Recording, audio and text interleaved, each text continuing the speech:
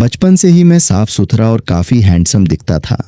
मेरी बड़ी बहन को मुझे अपने चक्कर में फंसा लेंगी, इसलिए विदेश जाने से पहले उसने मुझे पैक करके अपनी बचपन की दुश्मन के घर भेज दिया। सुयू, शुइंग, तुम मेरे छोटे भाई का थोड़ा ध्यान रख लेना, मुझे कुछ काम से विदेश जाना है।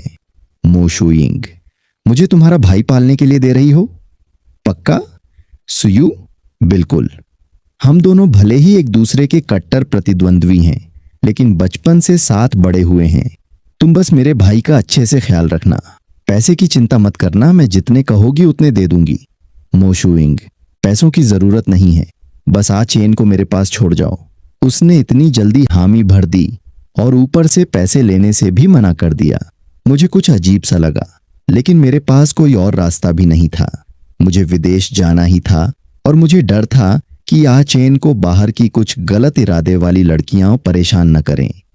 बहुत सोचने के बाद मुझे लगा कि उसे मो शुइंग के पास छोड़ना ही सबसे सुरक्षित रहेगा।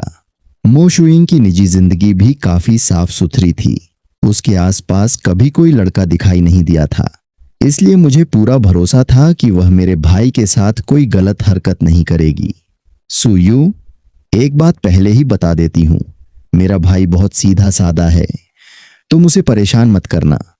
हम दोनों परिवारों के बीच जो भी दुश्मनी है उसका बच्चों से कोई लेना देना नहीं है। मो शुइंग, बहुत बोलती हो।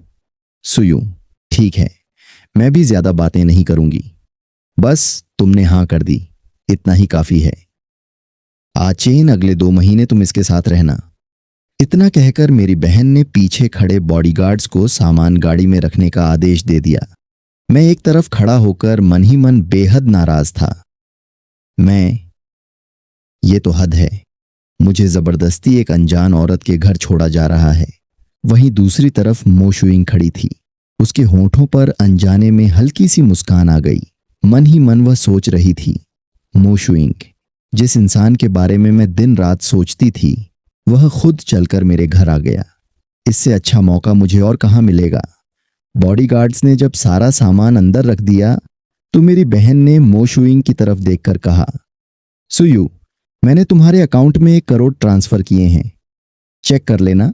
और हाँ, अभी गर्मियों की छुट्टियां चल रही हैं, तुम उस पर थोड़ा ज्यादा ध्यान रखना।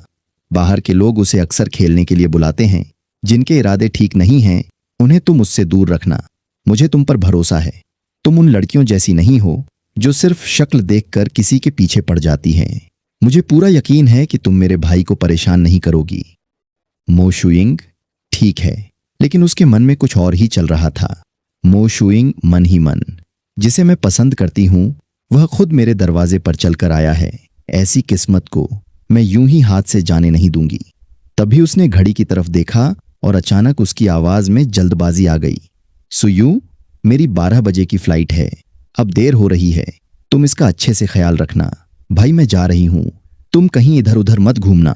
इतना कहकर सुयू जल्दी से गाड़ी में बैठ गई। मैं सड़क पर खड़ा उसकी गाड़ी को दूर जाते हुए देखता रहा।